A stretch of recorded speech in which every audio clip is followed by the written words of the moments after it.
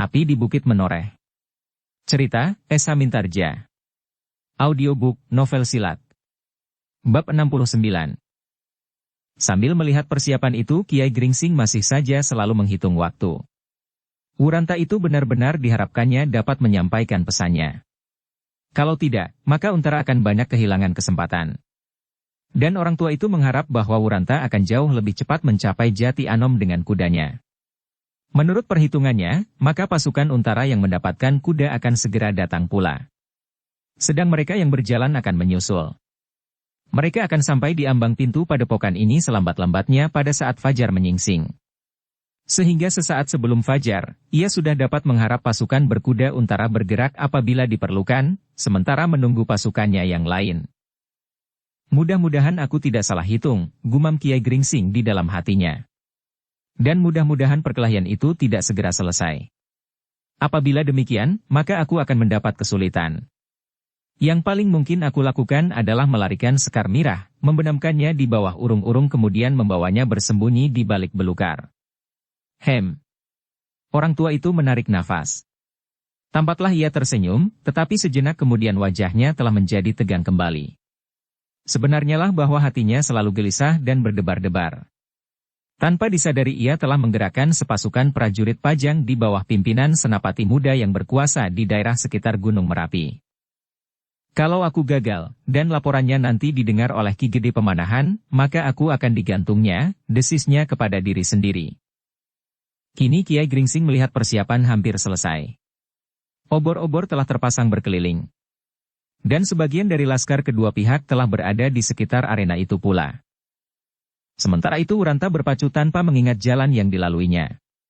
Sekali-sekali kudanya meloncati tempat-tempat yang terjal, dan sekali-sekali terpaksa mendaki sedikit untuk seterusnya berlari lagi menuruni tebing. Yang terpahat di dalam dadanya adalah, secepatnya menemui Agung Sedayu dan Swandaru untuk mempertemukannya dengan Untara. Waktu yang diperlukan oleh Wuranta ternyata terlampau pendek. Kecepatan kudanya benar-benar mengagumkan dan Wuranta sendiri ternyata mampu menguasai kuda yang sedang berlari dalam kecepatan yang sangat tinggi. Dipilihnya jalan-jalan sempit dan memintas untuk menghindarkan diri dari para peronda dan memilih jarak terdekat. Tanpa turun dari kudanya Wuranta memasuki halaman rumahnya, sehingga Agung Sedayu dan Swandaru menjadi sangat terkejut karenanya. Berloncatan mereka turun dari pembaringannya dan dengan tergesa-gesa pula berlari ke arah pintu dengan pedang masing-masing di tangan, meskipun belum mereka tarik dari sarungnya. Adi Agung Sedayu dan Swandaru, berkata Wuranta dengan nafas terengah-engah. Marilah, ikut aku. Pertemukan aku dengan Kakang Untara. Swandaru dan Agung Sedayu tidak segera menjawab. Suara itu adalah suara Wuranta. Perlahan-lahan Swandaru membuka pintu. Sejenak mereka menatap wajah Wuranta yang tegang. Kemudian terdengar Agung Sedayu bertanya. Apakah yang terjadi Kakang Wuranta? Aku harus segera bertemu dengan Kakang Untara. Adakah sesuatu yang penting? Ya. Penting dan tergesa-gesa. Sejenak Agung Sedayu dan Swandaru saling berpandangan. Kemudian bertanyalah Swandaru. Apakah yang penting itu? Nanti kau akan mendengarnya juga. Aku harus menghadap Kakang Untara, tetapi aku tidak berani seorang diri. Sebab ada kesan yang kurang baik tentang diriku. Belum lagi Swandaru menjawab, maka mereka pun segera dikejutkan oleh derap dua ekor kuda yang seolah-olah saja langsung meloncat di jalan di muka halaman itu. Ketika kuda-kuda itu telah berada tepat di muka regol, maka mereka pun berhenti. Salah seorang daripada mereka masuk dengan hati-hati ke halaman sambil berkata, "Siapa di situ? Aku melihat seekor kuda memasuki halaman ini. Tetapi terlampau cepat bagi kami yang hanya melihat dari kejauhan. Tetapi agaknya kuda dan penunggangnya masih berada di halaman." Ya. Agung Sedayulah yang menjawab. Yang datang adalah Kakang Wuranta. Wuranta anak Jati Anom? Ya. Oh, kalau begitu aku berkepentingan dengan anak itu. Bukankah anak itu yang dikatakan selama ini berpihak kepada orang-orang di lereng Merapi, dari padepokan Ki Tambak Wedi? Dada Wuranta berdesir mendengar kata-kata itu. Hampir-hampir ia berteriak menjawabnya, tetapi segera disadarinya kedudukannya dan dipercayakannya dirinya kepada Agung Sedayu dan Swandaru. Akulah yang bertanggung jawab atasnya saat ini, jawab Agung Sedayu. Kami adalah petugas ronda malam ini. Kamilah yang bertanggung jawab atas keamanan Jati Anom dan sekitarnya. Tetapi aku mempunyai wewenang khusus dari Kakang Untara, senapati di daerah ini, meskipun aku bukan seorang prajurit. Kedua prajurit berkuda itu terdiam. Tetapi belum lagi mereka puas dengan jawaban itu, maka kemudian menyusul 4 orang peronda datang berjalan kaki masuk ke dalam regol halaman setelah sejenak bercakap-cakap dengan prajurit berkuda yang seorang di luar halaman. Aku juga melihat kuda itu. Aku ikuti arahnya. Ternyata ia telah berada di sini. Wuranta menarik nafas dalam-dalam. Kini ia pun tahu betapa ketatnya penjagaan Kademangan Jati Anom yang tampaknya begitu lengang. Tetapi agaknya setiap jengkal tanah selalu mendapat pengawasan yang teliti. Dalam pada itu pun Agung Sedayu berkata, berdasarkan wewenang khusus yang aku miliki, biarlah aku membawa Kakang Wuranta menghadap Kakang Untara. Para prajurit yang berada di regol halaman, itu sejenak saling berpandangan. Tetapi mereka harus mempercayai Agung Sedayu. Mereka mengenal anak itu sebagai adik Untara. Dan mereka pun telah mendengar apa yang telah dilakukan oleh Agung Sedayu. Karena itu tidak ada alasan bagi mereka untuk mencurigainya. Meskipun demikian para prajurit itu sejenak masih diselubungi oleh keraguan-raguan, sehingga Agung Sedayu berkata, berikan kuda kalian. Aku dan Adi Swandaru akan mengantarkan Kakang Wuranta sekarang juga. Ada hal yang penting harus segera diketahui oleh Kakang Untara. Kedua prajurit berkuda itu tidak menjawab. Sesaat mereka saling berpandangan. Sementara itu Agung Sedayu telah melangkah di halaman mendekati kedua prajurit berkuda itu diikuti oleh Swandaru. Maaf, aku memerlukan kuda kalian untuk kepentingan Jati Anom dan Pajang. Kedua prajurit itu menjadi seperti orang yang sedang kebingungan. Prajurit itu tidak berbuat apa-apa ketika Agung Sedayu menarik kendali kudanya, dan bahkan prajurit itu pun meloncat turun tanpa disadarinya. Demikian prajurit yang seorang lagi. Dengan kepala kosong diserahkannya kudanya kepada Swandaru.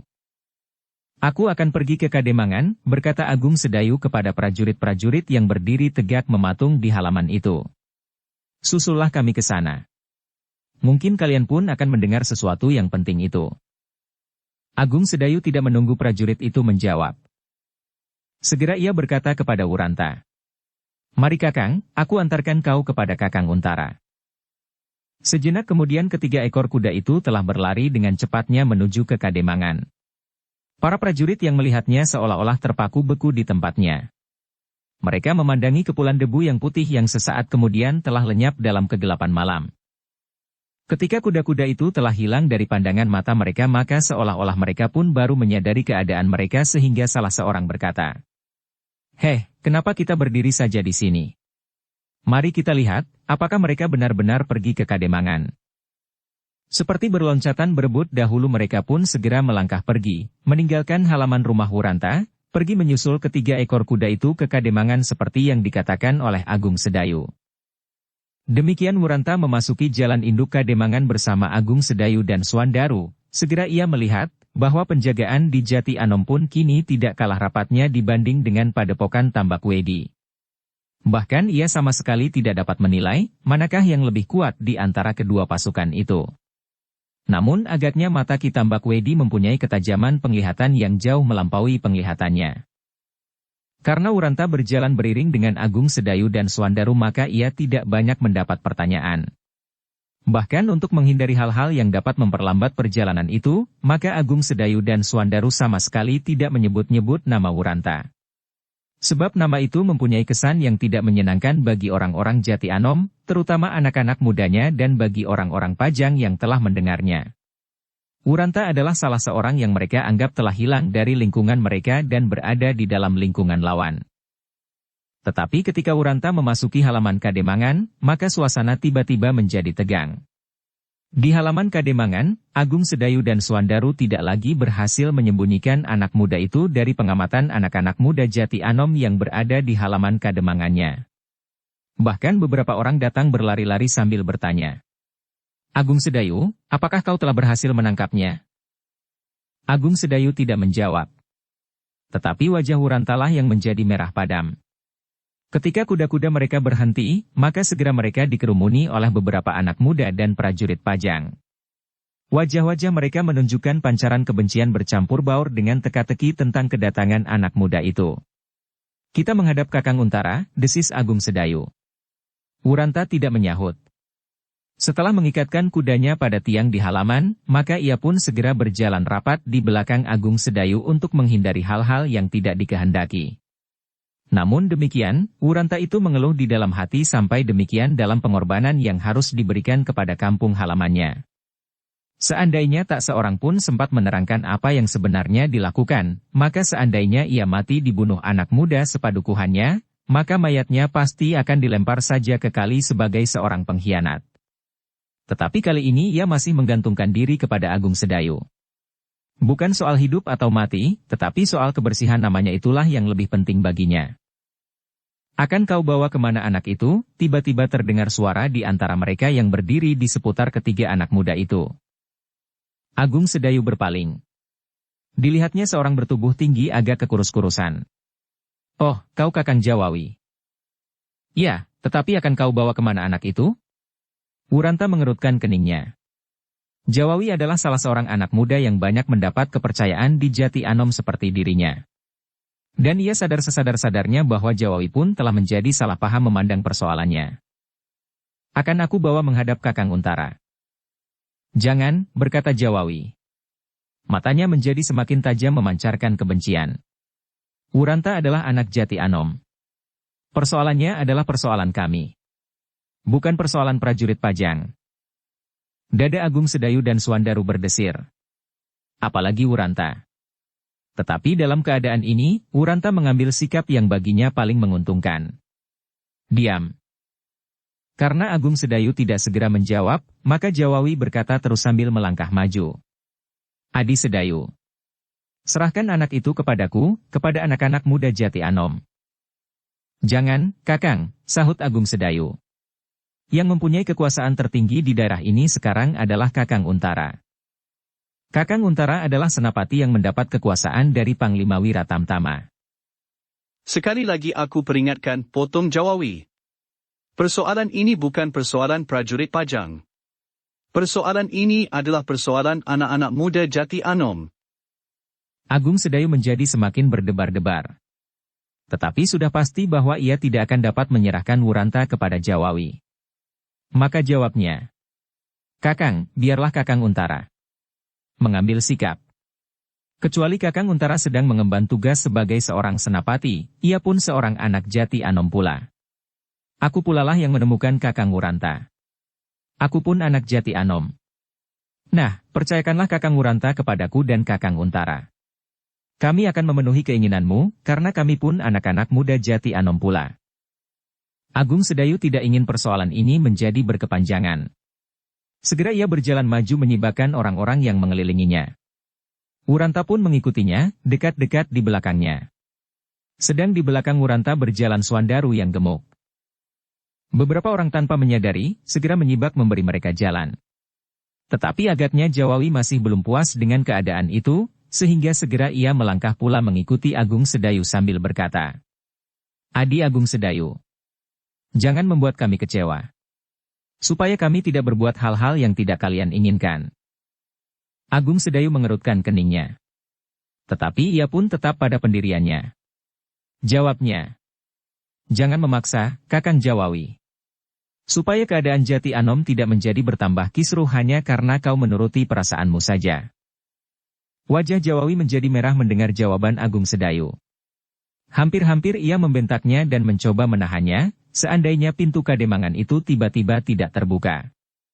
Ketika mereka berpaling, mereka melihat di muka pintu itu berdiri Untara dan Ki Demang Jati Anom.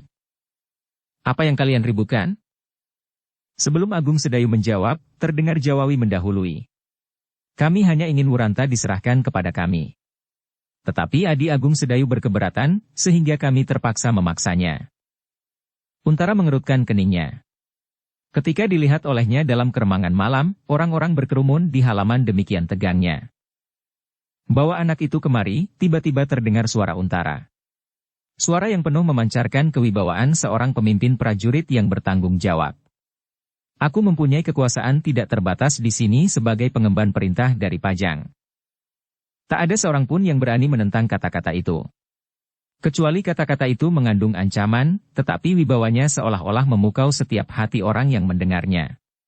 Karena itu ketika kemudian Agung Sedayu membawa Wuranta meninggalkan halaman dan menaiki pendapa Kademangan langsung masuk ke Pringgitan, orang-orang yang berada di halaman itu hanya memandangi mereka saja. Namun demikian, setelah Wuranta itu hilang di balik pintu Pringgitan, terbersitlah kata-kata di antara mereka, bahwa mereka akan menunggu di halaman sampai Wuranta diserahkan kepada mereka. Hanya kamilah yang berhak menghukumnya, gumam mereka. Di dalam Pringgitan, Ki Demang Jati Anom memandangi Wuranta dengan hampir tak berkedip, seakan-akan baru pertama kali ini ia melihat. Sedang Wuranta yang merasakan tatapan mata itu, hanya menundukkan kepalanya saja. Ia masih tetap berpendirian, bahwa segala sesuatunya akan sangat tergantung kepada Agung Sedayu dan Suandaru. Duduklah Wuranta. Untara mempersilahkan. Wuranta terperanjat mendengar suara Untara. Suara itu telah dikenalnya sejak beberapa puluh tahun yang lampau, selagi mereka masih kanak-kanak. Wuranta telah mengenal Untara dalam permainan, dalam pergaulan yang lebih dewasa, sampai suatu ketika Untara itu meninggalkan Jati Anom mengabdikan diri kepada Adipati Pajang. Tetapi nada suara itu agak berbeda dengan nada suara Untara di masa-masa mudanya. Kini terasa bahwa kata-kata itu diucapkan bukan oleh seorang anak muda padesan seperti dirinya, tetapi nadanya adalah nada seorang pimpinan prajurit. Wuranta itu pun kemudian duduk diapit-apit oleh Agung Sedayu dan Suandaru. Sekali-sekali anak muda Jati Anom itu mengangkat wajahnya pula, namun kemudian wajah itu pun tertunduk lagi. Kau baru datang dari Padepokan Tambak Wedi, Wuranta? Wuranta mengangkat wajahnya. Perlahan-lahan ia menjawab. Ya, Untara, Tuan, Panggil namaku, Potong Untara. Iya, Kakang Untara. Tiba-tiba terdengar Ki Demang Jati Anom menggeram. Ketika Wuranta beserta orang lain yang berada di dalam Pringgitan itu berpaling ke arahnya, maka tampaklah wajah itu menjadi tegang. Dengan kata-kata yang bergetar Ki Demang berkata, Wuranta, ternyata kau sangat mengecewakan kami, orang-orang Jati Anom. Apakah sebabnya maka tiba-tiba saja kau telah berada di Padepokan Setan Lereng Merapi itu? Apakah tanah ini, kampung halaman ini, kurang memberimu kepuasan? Kurang memberimu sandang pangan dan perlindungan? Nanti dulu, Ki Demang, Potong Untara. Jangan tergesa-gesa menyatakan sikap. Aku ingin tahu, kenapa tiba-tiba saja ia menemui Agung Sedayu dan Suandaru. Ki Demang menelan ludahnya. Tetapi dadanya serasa menghentak karena kecewa. Kecewa terhadap anak muda yang pernah dipercayainya. Wuranta, berkata Untara kemudian. Apakah kau membawa sesuatu berita atau pesan atau apapun yang penting untukku dan untuk seluruh Jati Anom? Wuranta mengerutkan keningnya. Ketika ia mengangkat wajahnya, maka terpandang olehnya wajah Ki Demang menjadi semakin tegang. Dengan serta-merta Demang Jati Anom itu bertanya. Apakah artinya ini? Untara tidak menjawab. Tetapi tatapan matanya telah memaksa Wuranta berkata. Iya, Kakang. Aku membawa pesan Kitanumetir untuk Kakang. Wajah Ki Demang Jati Anom menjadi semakin tegang karenanya. Dari sepasang matanya memancar sorot yang mengandung beribu macam pertanyaan. Untara agaknya dapat menangkap pertanyaan-pertanyaan yang bergumul lewat pancaran mata Demang Jati Anom. Maka supaya pembicaraan seterusnya menjadi lancar maka ia berkata. Wuranta, apakah pekerjaanmu dapat berjalan dengan baik? Iya, Kakang Untara. Tetapi malam ini adalah malam terakhir bagi Wuranta di lereng Merapi, di Padepokan Tambak Wedi. Seharusnya pagi ini aku sudah digantung di muka regol Padepokan itu, karena ternyata Ki Tambak Wedi dapat mengetahui perananku. Tetapi kau berhasil melepaskan dirimu. Aku bertemu dengan Kitanumetir. Apakah Kitanumetir ada di dalam Padepokan itu? Ya. Kitanumetir telah berhasil masuk ke dalam Padepokan setelah Kitanumetir mendapat gambaran tentang daerah itu. Untara menarik nafas dalam-dalam. Kemudian dengan singkat dikatakannya beberapa hal tentang anak muda yang bernama Wuranta itu. Akhirnya Untara berkata, Ki Demang, sekarang ternyata peranan Wuranta telah berakhir. Ia tidak akan menjadi orang Padepokan Tambak Wedi lagi.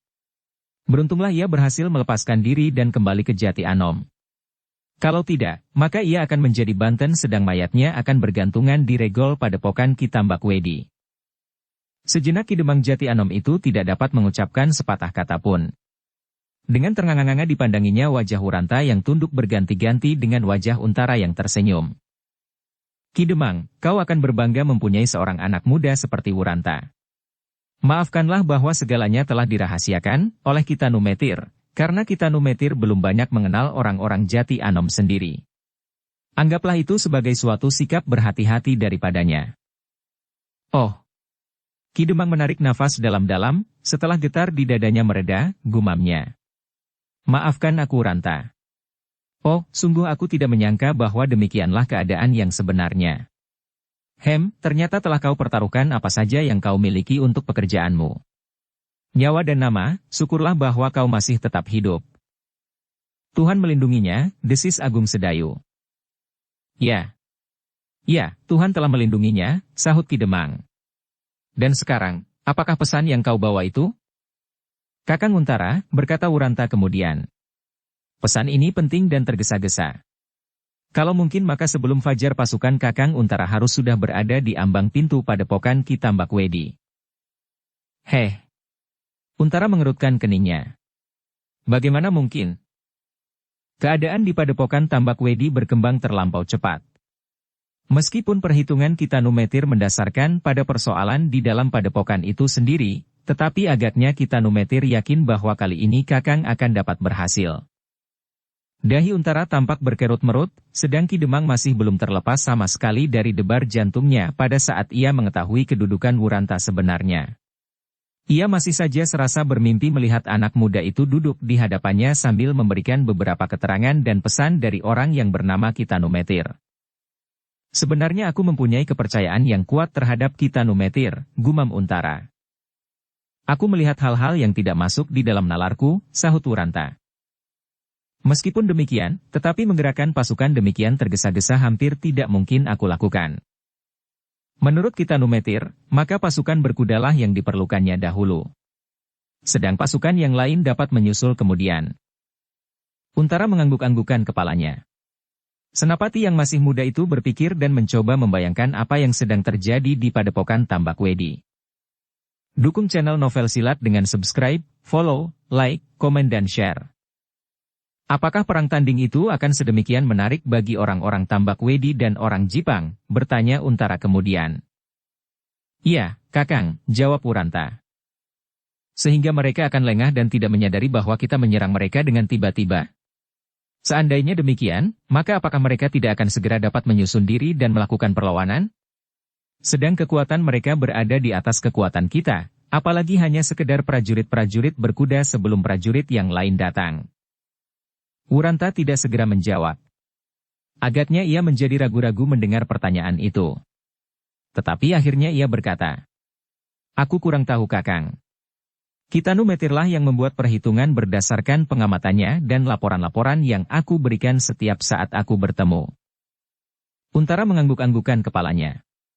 Kemudian ia berkata, baiklah, aku akan menyiapkan prajurit-prajurit berkuda. Mereka akan dapat mencapai padepokan Tambak Wedi sebelum fajar. Tetapi pasukan yang lain masih memerlukan waktu, sehingga kemungkinan, yang terbesar, mereka akan sampai sesudah matahari terbit. Terserahlah kepadamu, Kakang. Aku hanya sekedar menyampaikan pesan itu. Kemudian aku harus segera kembali bersama Adi Agung Sedayu dan Swandaru. Kami harus memasuki padepokan dan berada di sekitar pondok tempat Sekar Mirah disembunyikan.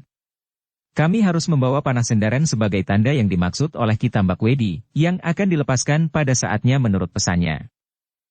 Apakah perjalanan itu tidak terlampau berbahaya bagimu serta Agung Sedayu dan Adi Swandaru? Tetapi kami harus kembali segera sebelum semuanya terjadi. Panah-panah itulah yang akan dipakai oleh Ki Tanumetir untuk memberikan tanda kepada Kakang Untara. Untara mengangguk-anggukan kepalanya. Kerut-merut di dahinya menyatakan betapa ia mencoba memecahkan persoalan yang sedang dihadapi. Akhirnya pemimpin prajurit Pajang di Jati Anom itu berkata, baik. Aku akan memenuhi pesan Ki Tanumetir. Aku akan segera mengumpulkan semua prajurit berkuda. Aku akan minta Ki Demang Sangkal Putung untuk meminjamkan kepada kami berapa saja kuda yang ada di Kademangan ini. Nah, begitulah Kakang. Mudah-mudahan semua dapat berjalan lancar. Mudah-mudahan rencana kita Numetir dapat terjadi. Aku hanya dapat membantu menurut kemampuan yang ada padaku. Tetapi apabila kali ini Kakang Untara berhasil, maka aku akan turut berhingga karenanya. Baiklah Wuranta. Sekarang bagaimana dengan kau? Aku akan mendahului bersama Adi Agung Sedayu dan Adi Swandaru. Pergilah. Hati-hatilah dengan perjalanan yang berbahaya itu. Kalau kalian gagal memasuki padepokan itu dan menyerahkan anak-anak panah Sendaren itu kepada kita Numetir, maka segalanya akan menjadi gagal pula. Baiklah, Kakang. Aku akan berusaha untuk melakukan tugasku sebaik-baiknya. Aku mempunyai gambaran yang agak terang tentang peristiwa yang akan terjadi di padepokan itu. Aku dapat mengerti jalan pikiran kita Numetir. Dan aku sependapat pula. Karena itu, pergilah dan lakukan tugasmu baik-baik. Baiklah, Kakang, sahut Wuranta. Kemudian kepada Agung Sedayu dan Swandaru ia berkata, marilah kita berangkat. Kita harus mendahului Kakang Untara seperti yang dimaksud oleh kita Numetir. Sebenarnya Agung Sedayu dan Swandaru sudah tidak sabar lagi menunggu Wuranta dan Untara berbincang berkepanjangan. Karena itu ketika Wuranta mengajak mereka pergi, maka seperti berjanji mereka menyahut. Marilah, aku sudah siap. Wuranta, Agung Sedayu, dan Swandaru itu pun segera minta diri kepada Untara dan Ki Demang Jati Anom, yang melepaskan mereka dengan hati yang berdebar-debar. Namun ketika mereka sudah sampai di ambang pintu, maka kembali mereka diganggu oleh kecemasan mereka menghadapi anak-anak muda Jati Anom. Karenanya maka langkah mereka pun tertegun sejenak. Kenapa? Bertanya Untara. Bagaimana dengan Jawawi? Ia salah terima melihat sikapku selama ini, Ki Demang, berkata Wuranta kepada Ki Demang. Bukan hanya Jawawi, aku pun salah mengerti. Tetapi marilah, aku antar kalian keluar halaman. Sesudah itu, selamat jalan melakukan tugas kalian. Ki Demanglah yang kemudian mendahului keluar dari peringgitan menemui anak-anak muda Jati Anom yang masih saja menunggu di halaman. Ketika Ki Demang turun ke halaman, diikuti oleh Wuranta, Agung Sedayu, dan Swandaru kemudian Untara, maka yang pertama sekali menyambut adalah Jawawi. Katanya, nah, Ki Demang. Akhirnya anak itu jatuh juga ke tangan kita. Setelah beberapa hari ia menghantui kita dengan tingkah laku dan perbuatannya, maka sekarang ia tidak akan dapat lagi meninggalkan halaman Kademangan ini.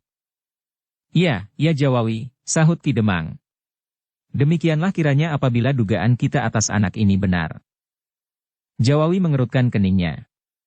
Dadanya menjadi berdebar-debar ketika ia masih melihat pedang tergantung di lambung Wuranta. Apakah ia masih berhak membawa pedang itu? Tetapi, berkata Ki Demang seterusnya. Ternyata pimpinan prajurit Pajang masih memerlukannya. Untuk suatu keperluan maka kita belum dapat berbuat apa-apa atas anak muda ini. Biarlah ia kami serahkan saja kepada pimpinan prajurit Pajang di Jati Anom. Jawawi benar-benar tidak dapat mengerti pernyataan Ki Demang itu, sehingga beberapa langkah ia maju. Ki Demang, kami tidak dapat mengerti penjelasan itu. Jelasnya, berkata Ki Demang. Kita belum dapat berbuat apa-apa atas Wuranta saat ini. Ia masih diperlukan oleh pimpinan prajurit Pajang. Ia harus pergi bersama Angger Agung Sedayu dan Angger Swandaru untuk suatu tugas. Nah, relakanlah, ia pergi. Sebenarnya lah Wuranta adalah seorang anak muda yang tidak seperti kalian sangka. Tetapi kali ini aku kekurangan waktu untuk memberi penjelasan yang berkepanjangan. Untuk kepentingan Jati Anom dan Pajang, biarlah Wuranta pergi. Nanti atau besok kalian akan mendengar, apakah sebabnya maka kami tidak dapat berbuat apa-apa atasnya. Ki Demang. Apakah sebenarnya yang akan dilakukannya? Kami menjadi bingung. Apakah kami harus mempergunakan kekerasan untuk menangkapnya? Tidak perlu, sahut Ki Demang. Kita tidak memerlukan kekerasan. Aku akan menjadi tanggungan apabila ia lari. Akulah yang akan kalian tangkap. Dan akulah yang akan menggantikannya menerima tuduhan apapun juga. Anak-anak muda Jati Anom saling berpandangan sejenak.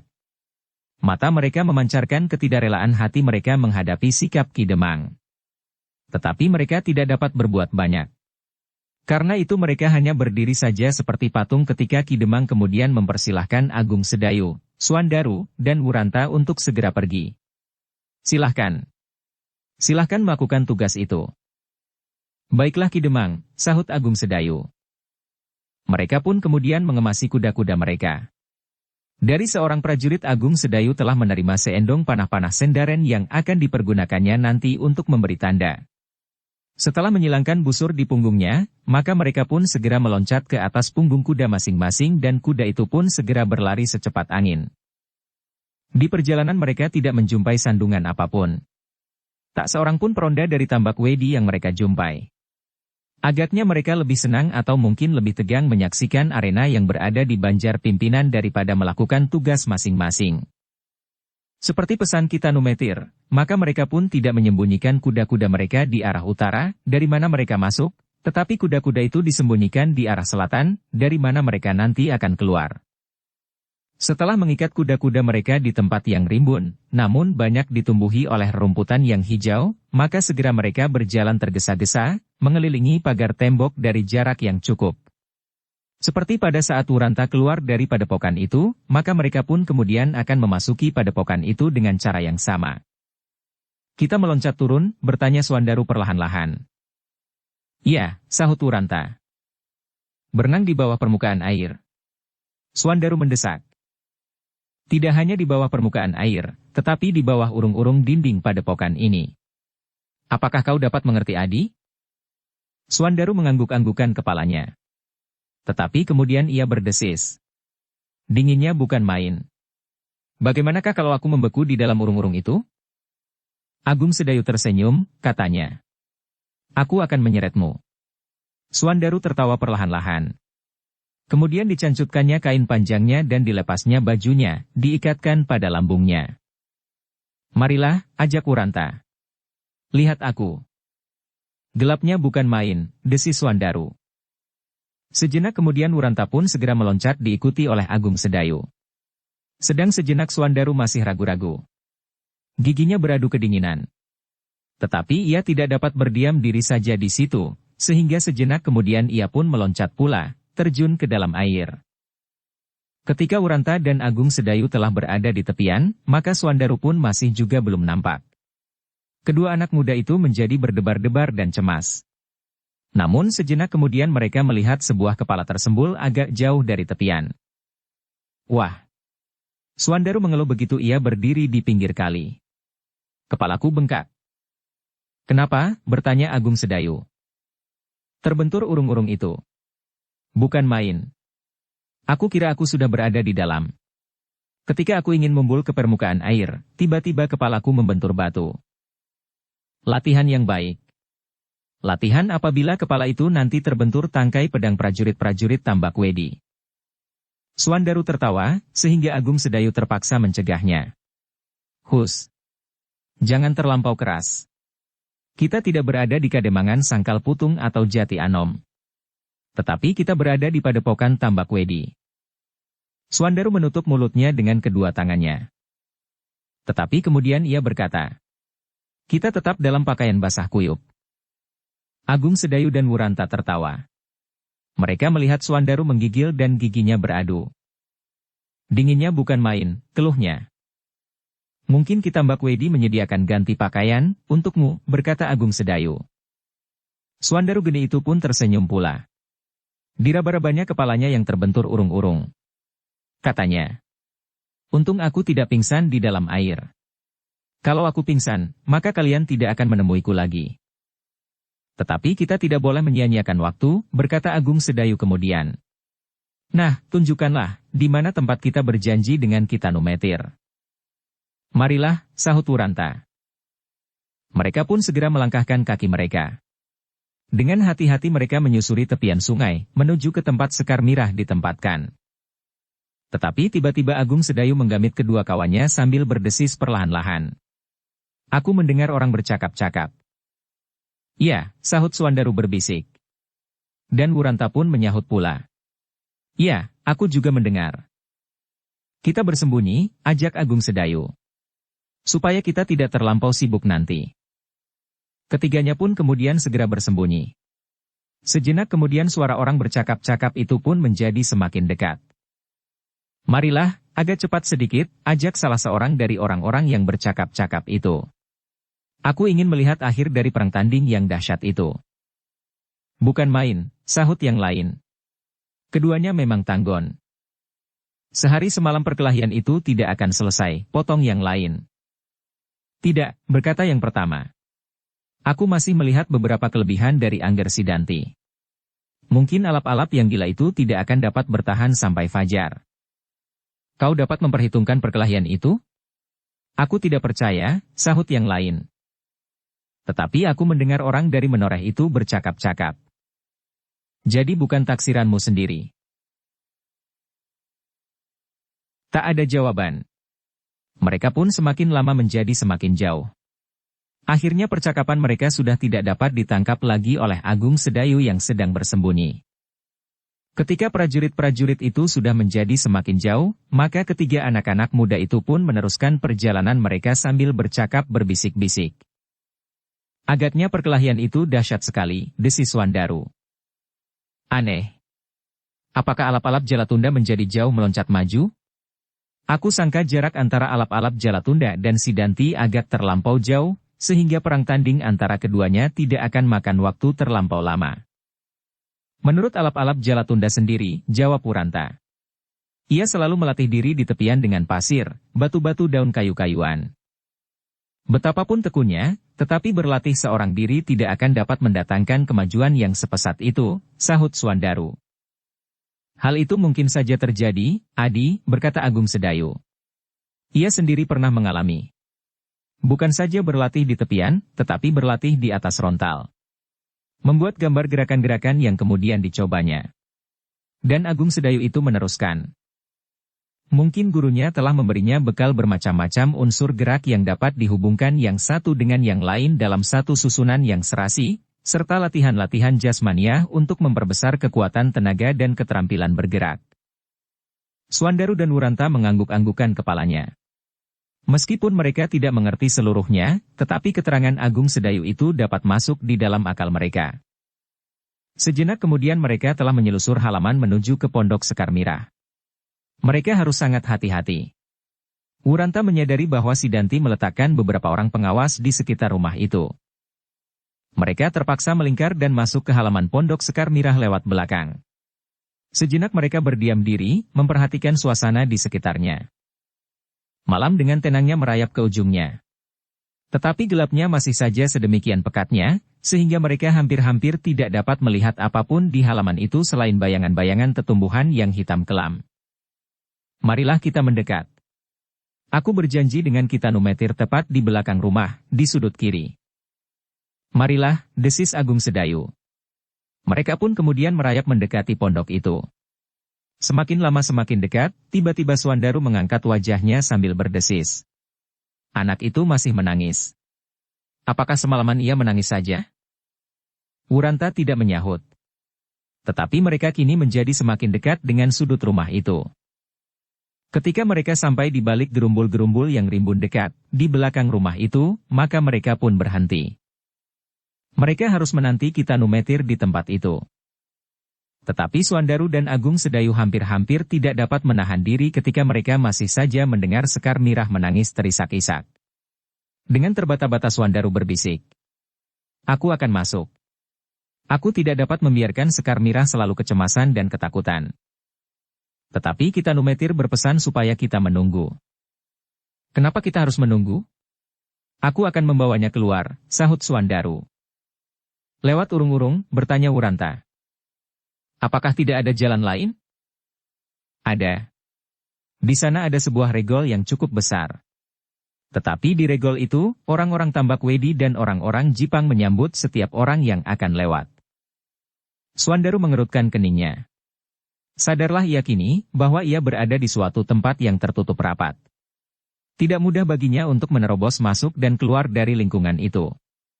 Meskipun barangkali dengan sedikit kesulitan, dinding padepokan yang tinggi itu dapat juga dipanjatnya, tetapi para peronda yang hilir mudik mungkin akan melihatnya. Untuk sesaat mereka pun saling berdiam diri. Isak tangis Sekar Mirah masih juga mereka dengar. Semakin lama terasa semakin pedih di hati Swandaru dan Agung Sedayu. Ingin mereka segera meloncat masuk menolongnya dan membawanya lari. Tetapi hal itu ternyata berada di luar kemampuan mereka.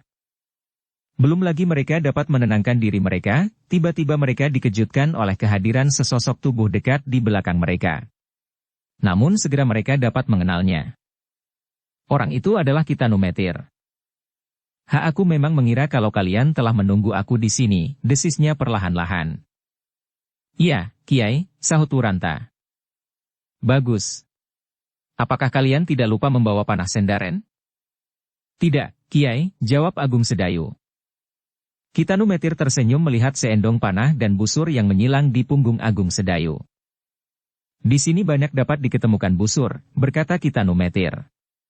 Tetapi baik juga kau membawanya. Agung Sedayu tidak tahu maksud kata-kata Kitanu Metir itu, tetapi ia tidak bertanya sesuatu. Sekarang, marilah kita melihat perang tanding yang berlangsung di Banjar para pemimpin padepokan ini. Perang tanding antara Sidanti dan alap-alap Jalatunda. Perang tanding yang benar-benar tanding. Aku sama sekali tidak menyangka bahwa alap-alap Jalatunda mampu mengimbangi kekuatan Sidanti. Apakah mereka benar-benar seimbang menurut penilaian Kiai? Bertanya Agung Sedayu. Ya, sahut Kitanu Metir.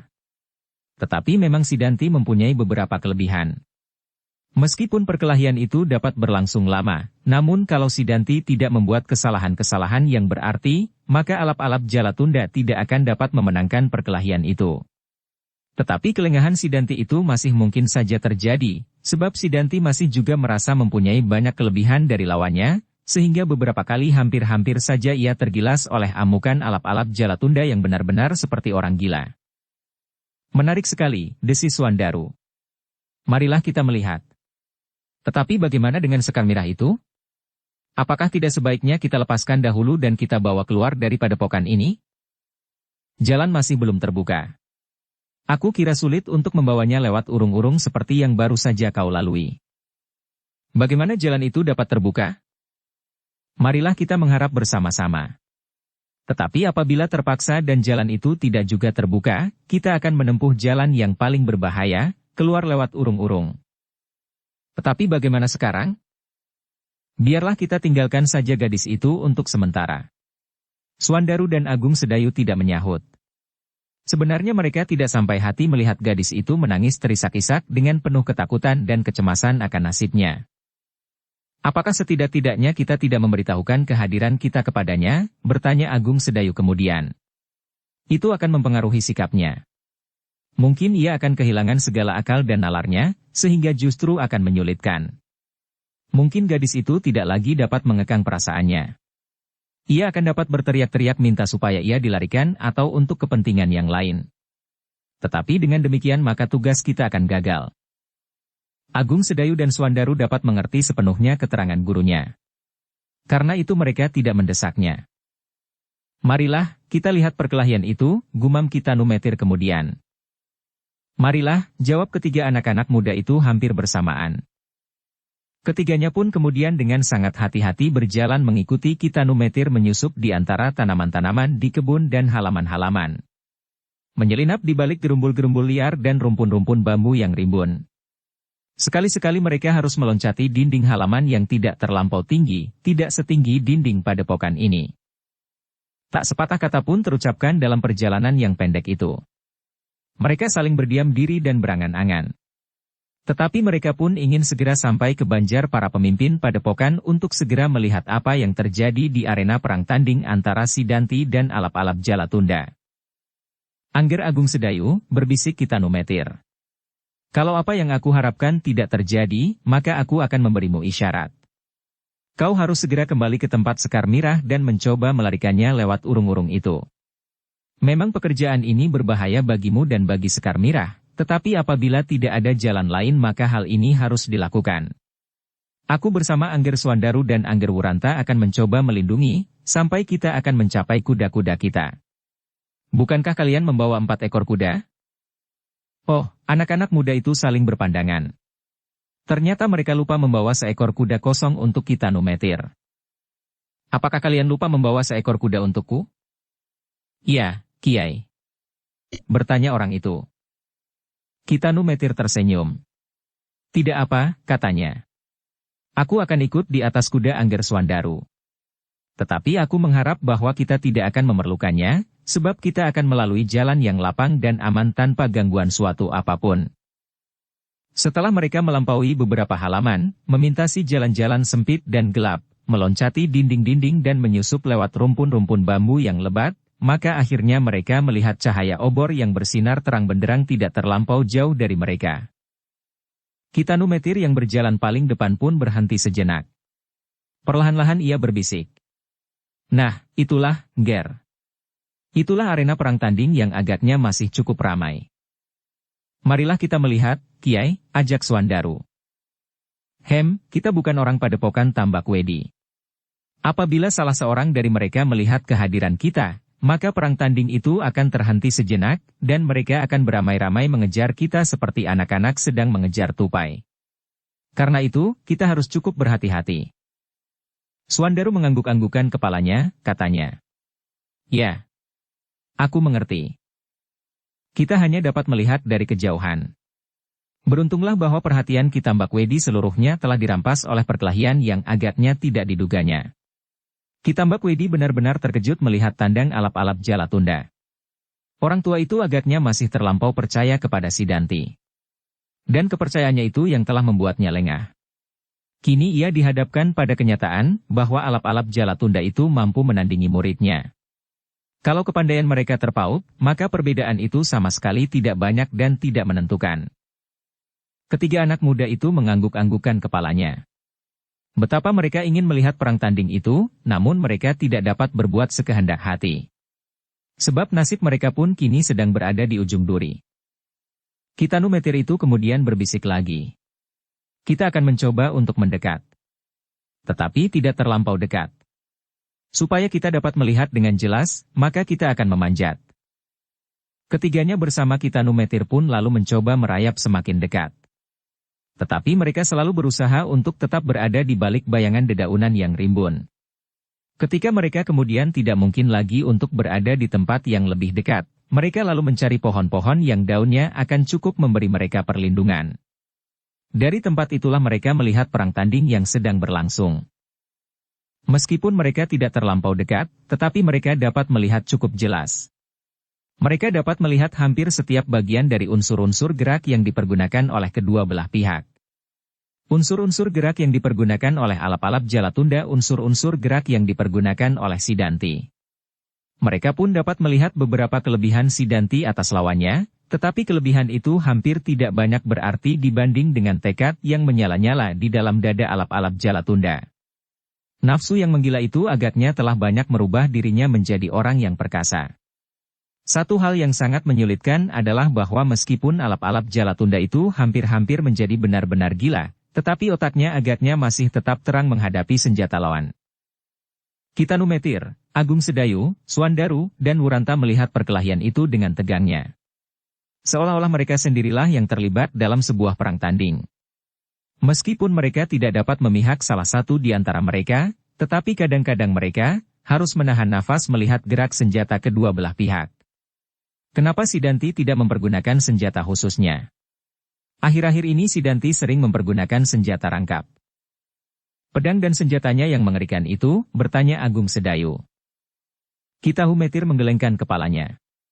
Entahlah. Tetapi agaknya Ki Tambak Wedi telah menentukan bahwa senjata mereka harus sejenis. Agung Sedayu tidak bertanya lagi. Perhatian mereka benar-benar dicengkam oleh perkelahian yang semakin lama menjadi semakin seru. Alap-alap Jalatunda ternyata menjadi semakin lincah. Selama ia berada di Tambak Wedi, agaknya ia telah mempergunakan waktunya yang terluang sebaik-baiknya. Sedang Sidanti hampir tidak mendapat perubahan apa-apa. Tingkatan ilmunya pun masih juga seperti yang pernah dilihatnya. Hanya beberapa unsur gerak yang kini menjadi luluh dengan serasi seolah-olah menjadikannya semakin kaya dan cekatan. Tetapi lebih daripada itu, nafsu dan tekad yang menyala-nyala di dalam dada alap-alap Jalatunda agaknya telah menjadikannya seorang yang aneh. Kekuatannya seolah-olah menjadi berlipat ganda. Kecepatannya bergerak kadang-kadang ada di luar dugaan bahwa alap-alap Jalatunda mampu melakukannya. Pengaruh tidak tuak di kepalanya pun agaknya telah membuatnya seperti orang kesurupan. Meskipun demikian, matanya masih juga melihat dengan jelas ujung senjata lawan. Alap-alap Jalatunda itu masih juga tidak kehilangan akal menghadapi saat-saat yang sulit karena serangan-serangan Sidanti. Namun demikian, semakin lama perkelahian itu berlangsung, maka semakin jelaslah bagi mereka yang memiliki ilmu yang cukup, bahwa betapa alap-alap Jalatunda itu maju pesat sekali, dan betapa ia berkelahi dengan penuh nafsu kemarahan serta pengaruh tuak di kepalanya, tetapi ia masih belum berhasil menyejajarkan diri dengan Sidanti. Meskipun perkelahian itu agaknya masih tampak seimbang, tetapi Sidanti masih cukup cerdik untuk menyimpan tenaga yang pada saatnya akan dapat mengakhiri perkelahian itu. Dan inilah yang sama sekali tidak diperhitungkan oleh alap-alap Jalatunda. Ia menganggap bahwa apa yang terjadi itu adalah puncak dari kekuatan, ilmu, kelincahan dan segala macam unsur dalam tata perkelahian. Tetapi ia tidak memperhitungkan bahwa waktu pun akan turut menentukan akhir dari perkelahian itu. Namun demikian, saat yang menegangkan itu sangat berbahaya pula bagi Sidanti. Kesalahan dan kelengahan akan segera mengakhiri perkelahian. Sekejap demi sekejap perkelahian itu menjadi semakin dahsyat. Bahkan kini tubuh-tubuh mereka telah mulai dialiri oleh titik darah dari goresan-goresan ujung pedang pada tubuh mereka. Tetapi darah yang bercampur dengan keringat ternyata telah menjadikan mereka semakin buas. Dengan demikian maka mereka, yang menyaksikan perkelahian itu pun menjadi semakin tegang. Wajah-wajah mereka menjadi keras dan mata mereka seakan-akan tidak berkedip lagi. Bahkan Kitambak Wedi pun kini menjadi semakin tegang pula. Mau tidak mau ia terpengaruh oleh keadaan kedua anak muda yang sedang berkelahi itu. Ia tidak dapat melepaskan diri dari hubungan pribadi antara dirinya dengan Sidanti, sebagai guru dan murid. Sehingga mau tidak mau, betapapun ia mencoba untuk berdiri di tengah-tengah, melepaskan diri dari persoalan yang sedang berlangsung itu, namun orang tua itu di dalam hatinya sudah berpihak kepada muridnya. Ia mengharap Sidanti memenangkan perkelahian itu, tetapi ia juga mengharap agar alap-alap Jalatunda dan orang-orang Jipang tidak menjadi sakit hati. Demikian asyik ia melihat perkelahian itu, sehingga Kitambak Wedi tidak melihat apa yang terjadi di sekitarnya, apalagi melihat orang-orang Sangkal Putung dan Jati Anom, sedang wajah-wajah orang yang berada di sekitarnya pun tidak dilihatnya. Wajah-wajah yang memancarkan suatu sikap dalam menghadapi perang tanding itu. Orang-orang Jipang dan orang-orang Tambak Wedi sendiri ternyata berbagi sikap. Mau tidak mau mereka memihak kepada kawan terdekat. Sanakeling yang hitam itu pun kini tidak lagi acuh tak acuh melihat perkelahian itu. Wajahnya kini tampak menjadi bersungguh-sungguh. Dahinya berkerut-merut dan matanya bersinar, memancarkan kemarahan dan kejengkelan.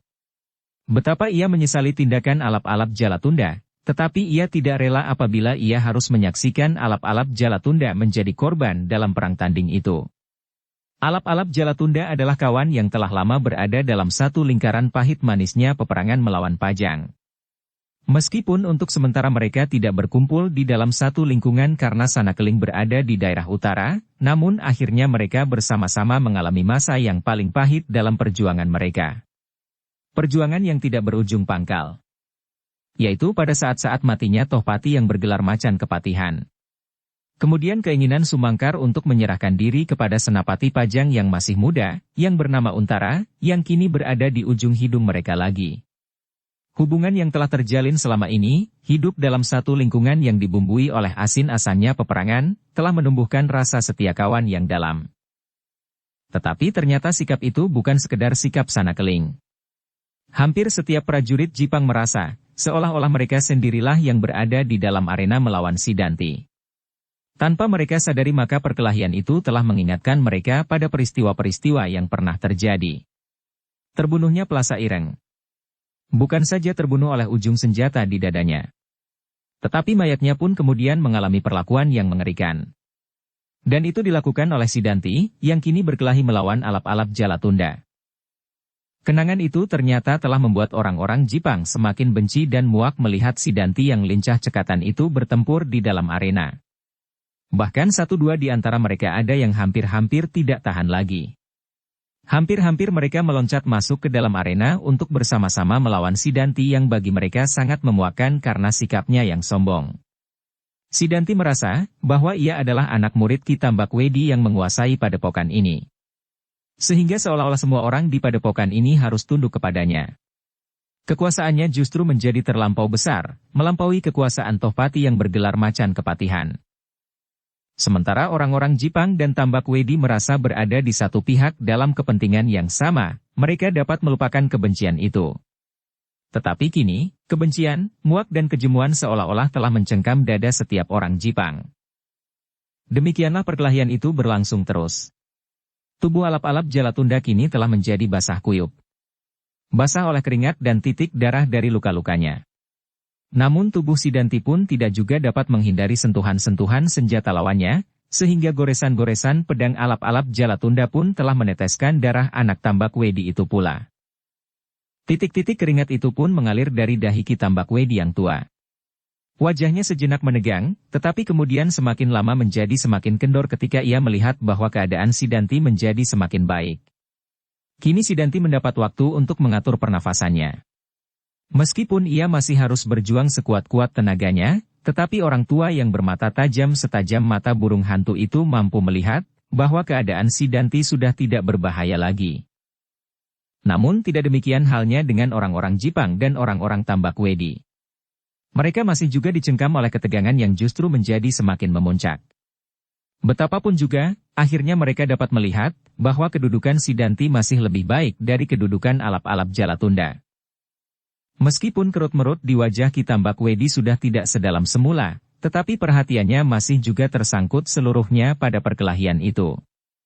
Perkelahian itu menjadi begitu mengasyikkan baginya, seolah-olah ia mendapat kesempatan melihat muridnya berlatih dengan memeras segenap kemampuan yang ada padanya. Dalam perkelahian itu ia sempat melihat kesalahan-kesalahan yang dibuat oleh Sidanti. Kemungkinan-kemungkinan yang baik yang dilepaskannya tanpa menyadari akibatnya. Dan unsur-unsur gerak yang masih belum matang dan serasi dalam hubungan keseluruhan. Kitanumetir, Agung Sedayu, Swandaru, dan Wuranta pun masih juga dicengkam oleh ketegangan. Meskipun Kitanumetir pun kemudian melihat kelebihan Sidanti atas alap-alap Jalatunda, namun ketegangan yang mencengkamnya mempunyai bentuk yang berbeda dengan apa yang terjadi atas Ki Tambak Wedi. Kini Kitanumetir ditegangkan, bukan saja oleh perkelahian itu, tetapi terutama oleh rencananya. Perkelahian itu agaknya telah mendekati akhirnya. Apakah saat itu pasukan Untara, setidak-tidaknya mereka yang berkuda telah berada di luar padepokan ini? Seandainya mereka telah datang, mudah-mudahan para penjaga dan peronda tidak melihatnya.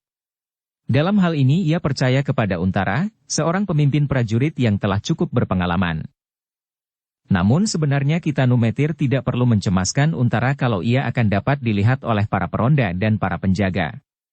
Sebab pada saat itu hampir setiap orang di padepokan Tambak Wedi telah berada dan berkerumun di sekitar banjar para pemimpin padepokan itu.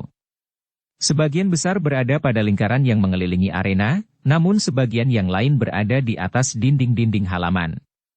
Mereka melihat perkelahian itu dari atas dinding, dari pepohonan dan bahkan dari atap-atap rumah. Sedang mereka yang tidak mendapat kesempatan untuk melihat, berkumpul di jalan-jalan di muka banjar itu. Seolah-olah mereka berada pada suatu puncak ketegangan, pada saat-saat mereka berada dalam gelar perang yang telah berhadapan wajah dengan gelar lawan. Perkelahian itu sendiri kini benar-benar telah mencapai puncaknya pula. Alap-alap Jalatunda telah memeras segenap kemampuan dan tenaga yang ada padanya. Sedang pada saat itu Sidanti justru telah menemukan suatu kepastian, bahwa ia akan segera memenangkan perang tanding itu. Terasa bahwa alap-alap Jalatunda telah menumpahkan segenap kemungkinan yang ada padanya. Dan karena itu maka ia telah kehilangan perhitungan tentang waktu. Tentang daya tahannya menghadapi waktu yang sengaja diperpanjang oleh Sidanti supaya murid Tambak Wedi itu mendapat suatu keyakinan bahwa saatnya telah datang untuk mengakhiri perkelahian tanpa kesulitan. Dan waktu itu kini telah menjadi semakin dekat. Dalam ketegangan itu Kitanumetir berbisik. Angger, lihatlah, langit telah memerah di timur. Hampir fajar, Kiai, desis Agung Sedayu. Apakah kira-kira Angger Untara telah datang? Aku rasa sudah, Kiai. Kedatangan Kakang Untara tidak akan terpaut lama dengan kedatanganku. Baiklah. Berikanlah panah itu kepadaku. Kita akan sampai pada saat yang menentukan. Kalau aku salah hitung, maka sebaiknya Angger Untara kembali ke Jati Anom. Dan kalian harus segera pergi mengambil Sekar Mirah. Setelah memberi tanda-tanda kepada Angger Untara, aku akan segera melindungi kalian apabila ada bahaya yang mengancam. Agung Sedayu, Swandaru, dan Wuranta merasakan ketegangan dalam pesan Kitanumetir. Ternyata orang tua itu benar-benar sedang menghadapi saat yang menentukan, apakah rencananya dapat berjalan atau gagal sama sekali. Tetapi setidak-tidaknya usaha menyelamatkan Sekar Mirah akan dijalankan, betapapun besar bahayanya. Panah Sendaren dan busurnya segera diberikan oleh Agung Sedayu kepada Kitanumetir. Kitanumetirlah yang nanti akan memberikan tanda-tanda itu kepada Agung Sedayu. Ketika mereka melihat arena perkelahian, maka jelaslah kini bahwa alap-alap Jalatunda telah menjadi semakin terdesak. Meskipun dari jarak yang agak jauh, tetapi kemampuan mereka mengenal tata perkelahian cukup memberi mereka pengertian apa yang sebenarnya telah terjadi. Sesaat lagi Nger. Sesaat lagi kita akan melihat apa yang akan terjadi. Dan sesaat kemudian akan kita lihat, apakah aku tidak akan mendapat marah dari Angger Untara. Dalam saat-saat terakhir itu, maka Kitambak Wedi tampak menjadi tegang lagi. Kini ia tidak saja berdiri memperhatikan setiap gerak kedua anak muda di dalam arena itu, tetapi kini ia bergeser semakin dekat. Ketika cahaya merah di timur menjadi semakin jelas, maka alap-alap Jalatunda pun menjadi semakin payah. Ternyata dalam perkelahian yang terjadi itu, ia telah memeras segenap kemampuan yang ada padanya, sehingga dalam waktu yang singkat ia seakan-akan telah kehabisan tenaga. Pada saat itu keadaan Sidanti masih cukup baik. Tenaganya masih segar dan perhitungannya atas kelemahan alap-alap Jalatunda menjadi semakin masak. Sanakeling pun ternyata melihat keadaan itu. Wajahnya yang hitam menjadi semakin tegang. Kini ia berdiri terbungkuk-bungkuk di dalam lingkaran orang-orang yang melihat perkelahian itu seperti Kitambak Wedi. Seakan-akan apa yang dilihatnya itu tidak begitu jelas di matanya. Namun sebenarnya, dadanya telah dipenuhi oleh kecemasan yang memuncak. Kalau Sidanti tidak dapat mengendalikan dirinya, maka alap-alap Jalatunda itu akan mengalami nasib yang sangat jelek. Maka setiap wajah orang-orang yang melihat perkelahian itu kini menjadi kian tegang. Mereka menyadari bahwa perkelahian itu sudah akan sampai pada akhirnya. Meskipun alap-alap Jalatunda masih tetap dalam perlawanan yang cukup, tetapi setiap kali ia selalu terdesak. Luka-luka di tubuhnya pun menjadi kian banyak. Goresan-goresan pedang Sidanti telah membuat tubuhnya berwarna darah. Tetapi tubuh Sidanti sendiri juga telah diwarnai oleh darahnya yang menetes dari luka-lukanya. Dan darah itu telah membuat Sidanti menjadi buas dan liar, seperti alap-alap Jalatunda itu pula. Dan itulah yang dicemaskan oleh Kitambak Wedi. Betapapun ia memihak muridnya di dalam hati, tetapi orang tua itu masih selalu mengingat kepentingan yang jauh lebih besar daripada seorang Sekar Mirah. Kepentingan yang selama ini selalu diperhitungkan dan diotak-atik. Karena itulah maka ia menjadi cemas melihat perkembangan keadaan. Melihat mata muridnya yang menjadi semerah darah yang menetes dari luka-lukanya. Agaknya Sidanti itu telah melupakan pesan-pesannya, bahwa perang tanding itu diakhiri apabila salah seorang telah terluka dan telah jelas tidak dapat memberikan perlawanan, sehingga kemenangan telah dapat ditentukan pada pihak yang lain. Tetapi dalam keadaan serupa itu, apakah mereka yang berkelahi masih dapat mengingat peraturan yang dibuatnya itu? Semakin jelas cahaya fajar memancar dari balik dedaunan di timur, maka Sidanti pun menjadi semakin bernafsu. Kini ia telah sampai pada suatu saat untuk memenangkan perang tanding itu. Karena itulah maka ia pun menjadi semakin garang. Sedang alap-alap Jalatunda pun agaknya merasa bahwa kesempatan baginya menjadi semakin tipis. Namun dengan demikian, maka hatinya menjadi bulat untuk mempertahankan dirinya tanpa mengenal surut sebelum nyawanya loncat dari tubuhnya. Karena itu, pada saat-saat terakhir, seolah-olah kekuatan alap-alap Jalatunda yang telah surut itu tumbuh kembali. Tandangnya benar-benar mengejutkan. Sidanti sama sekali tidak menduga bahwa ketika perkelahian itu justru hampir berakhir karena alap-alap Jalatunda sudah kehabisan tenaga, maka anak muda itu tiba-tiba melenting secepat belalang menyerangnya. Begitu cepat dan begitu garang. Pedangnya menebas dengan kecepatan yang hampir tidak dapat dimengerti bahwa seseorang mampu berbuat demikian. Serangan yang tidak disangka-sangka itu telah membuat Sidanti menjadi bingung. Agaknya alap-alap Jalatunda mengerahkan segenap sisa-sisa tenaganya dalam keputusasaan. Dan bentuk daripadanya sungguh-sungguh di luar dugaan. Bukan saja Sidanti yang terkejut melihat serangan itu. Kitambak Wedi yang berada di belakang Sidanti pun menjadi terkejut pula. Tak masuk di akalnya bahwa alap-alap Jalatunda telah berbuat sedemikian cepat dan mengejutkan. Kitanumetir dan ketiga anak-anak muda yang melihat perkelahian itu pun menahan nafasnya. Bahkan terdengar Kitanumetir berdesis karena gejolak perasaannya. Serangan alap-alap Jalatunda itu benar-benar mengejutkan dan di luar perhitungan. Akibat dari serangan itu bagi Sidanti pun tidak terduga pula. Dalam kebingungan Sidanti hanya mampu berusaha menangkis kilatan pedang yang menyambarnya. Tetapi ia tidak menyangka bahwa kekuatan yang terlontar pada sambaran pedang itu pun luar biasa pula. Karena itulah, maka tangkisan Sidanti terdorong oleh kekuatan tenaga alap-alap Jalatunda. Dan Sidanti tidak mampu untuk menghindar lagi. Pedang alap-alap Jalatunda itu menyambar pundaknya. Terdengar Sidanti mengeluh pendek. Setiap mulut di arena itu pun berdesis melihat kejadian yang sama sekali tidak terduga-duga itu. Mereka tidak lagi berkedip ketika mereka melihat darah mengalir dari pundak yang menganga karena luka. Betapa cemas hati Kitambak Wedi melihat muridnya terluka. Kalau Sidanti kemudian tidak dapat memperbaiki keadaannya, dan pedang alap-alap Jalatunda itu sekali lagi mengenainya, maka kemungkinan terbesar bagi muridnya adalah kalah di dalam perang tanding itu. Dan akibat dari kekalahan ini akan panjang sekali. Akibat dari kekalahan yang dirasakan sebagai suatu penghinaan ini pasti akan membekas di hati Sidanti sepanjang hidupnya. Mungkin Sidanti akan kehilangan segala gairah hidup di masa mendatang karena Sekar Mirah juga akan lepas dari tangannya. Namun berlawanan daripada itu, maka Sidanti akan dapat menjadi seorang iblis yang kehilangan bentuk-bentuk kemanusiaannya sama sekali. Ia akan menjadi seorang yang paling berbahaya. Seorang yang kehilangan tujuan hidupnya selain dendam. Dan dendam itu akan dibawanya kemana ia pergi dan ditumpahkannya kepada siapa saja yang dijumpainya. Karena itu maka wajah Kitambak Wedi pun menjadi semakin tegang. Otot-otot di wajahnya seakan-akan mencuat keluar dari keningnya. Apalagi ketika sekali lagi ia melihat alap-alap Jalatunda mengayunkan pedangnya. Anak muda itu agaknya tidak mau melepaskan kesempatan yang ada pada saat itu. Dalam keputusasaan ia melihat lawannya terluka. Dalam saat-saat yang tidak disangka-sangkanya ia melihat darah Sidanti meleleh dari luka yang menganga di pundaknya. Dengan demikian maka nafsunya menjadi melonjak kembali. Kesempatan terakhir itu akan dipergunakannya sebaik-baiknya. Mengakhiri perkelahian dengan mengakhiri hidup Sidanti yang memuakkan baginya itu. Tetapi ternyata membunuh Sidanti tidak semudah yang disangkanya. Tidak seperti yang dibayangkan oleh alap-alap Jalatunda dalam saat-saat ia berputus asa, dalam saat-saat otaknya sudah mulai kabur.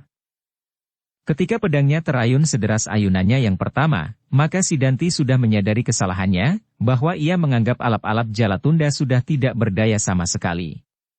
Karena itu, sebelum ia siap benar menghadapinya, maka tiba-tiba ia melontar mundur sejauh-jauhnya. Itulah yang segera dapat dilakukan menghadapi alap-alap Jalatunda yang seakan-akan menjadi gila. Ketika Kitambak Wedi melihat sikap dan geraknya itu, maka perlahan-lahan ia berdesis. Bagus, Sidanti. Ternyata alap-alap Jalatunda sudah tidak mampu lagi membuat perhitungan yang baik. Kali ini ayunannya sama sekali tidak menyentuh apapun juga, sedang tenaga yang dilontarkan lewat ayunan itu adalah segenap tenaga yang masih tersisa padanya. Sehingga ketika ayunan itu tidak mengenai lawannya, alap-alap Jalatunda terseret oleh kekuatan tenaganya sendiri. Sejenak ia terhuyung-huyung. Dengan susah payah ia mencoba mempertahankan keseimbangan badannya. Tetapi ternyata tenaganya telah terkuras habis dalam gerak-geraknya yang terakhir. Karena itulah maka kemudian anak muda yang sedang dilanda oleh nafsu yang tidak terkendali itu tidak lagi mampu bertahan dalam keseimbangan. Sesaat kemudian orang-orang yang mengerumuni arena itu melihat alap-alap Jalatunda itu terdorong ke samping lalu terjerembab jatuh di tanah. Sidanti yang telah berhasil membuat jarak beberapa langkah dari alap-alap Jalatunda menggeram. Ia melihat alap-alap Jalatunda itu terjatuh. Ketika terasa pundaknya menjadi pedih, maka hatinya pun menjadi terbakar karenanya. Kemarahannya yang telah memuncak, bukan saja karena pundaknya terluka, tetapi juga karena alap-alap Jalatunda telah mencoba untuk merampas Sekar Mirah dari tangannya, maka kini seakan-akan meledak dengan dahsyatnya. Gelora di dalam dada Sidanti sudah tidak tertahan lagi. Giginya terdengar gemeretak. Matanya menjadi semerah darah yang memercik dari lukanya. Tangannya yang menggenggam pedang itu pun kemudian menjadi gemetar. Ketika sekali lagi ia melihat alap-alap Jalatunda yang sedang tertatih-tatih mencoba untuk berdiri itu, nyala yang membakar dadanya telah berkobar menghanguskan perasaannya. Yang terdengar kemudian adalah si Danti itu berteriak nyaring. Seperti seekor harimau lapar, ia menerkam lawannya dengan ujung pedangnya. Setiap dada mereka yang melihat gerak si Danti itu terasa berdesir. Kemudian jantung mereka seolah-olah berhenti mengalir. Mereka terpukau oleh suatu kejadian yang begitu dahsyat dan mengerikan. Mereka tersadar ketika mereka mendengar Ki Tambak Wedi berteriak nyaring. Si Danti, hentikan! Hentikan! Tetapi suara itu seolah-olah tidak didengar oleh anak muda yang sedang mengamuk itu. Luka di pundaknya ternyata telah menjadikannya bermata gelap, ia lupa segala-galanya. Lupa kepada peraturan yang dibuat oleh gurunya. Lupa akan kepentingan-kepentingan lain yang lebih besar daripada yang kini sedang dipertengkarkan. Lupa kepada semua usaha yang telah dirintis oleh gurunya selama ini. Alap-alap Jalatunda bagi si Danti saat itu adalah iblis yang harus dilenyapkan. Iblis yang telah melukai tangannya cukup parah. Bahkan hampir-hampir merenggut jiwanya pula. Apalagi iblis itu telah mencoba merampas Sekar Mirah dengan kekerasan. Karena itu, maka tidak ada yang lebih baik baginya daripada membinasakannya. Betapa gurunya berteriak mencegahnya, namun semuanya sudah terjadi. Si Danti yang sedang dibakar oleh kemarahan itu pun mampu bergerak secepat alap-alap Jalatunda. Bahkan ternyata sisa-sisa kekuatan si Danti masih cukup banyak, sehingga tumpahan sisa-sisa tenaga itu pun lebih dahsyat pula. Sekali lagi mereka mendengar Ki Tambak Wedi berteriak. Si Danti, apakah kau gila? Bersambung ke bab 70.